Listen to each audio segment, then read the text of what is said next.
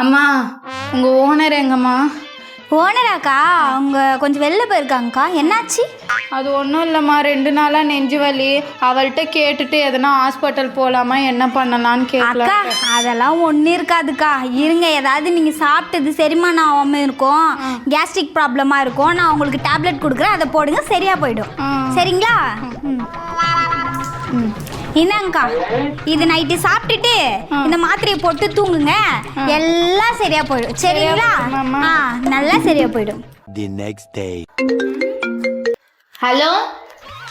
ஐயோ என்னாச்சு? அப்படியா?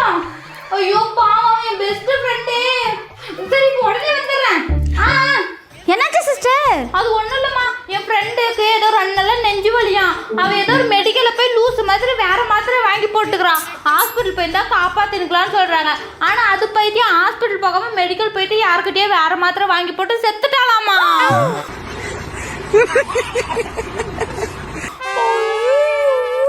என்னாச்சுன்னு தெரியல. நம்ம தான் மாத்திரை குடிச்சோன்னு தெரிஞ்சிச்சுன்னா நம்ம அவ்வளோதான்.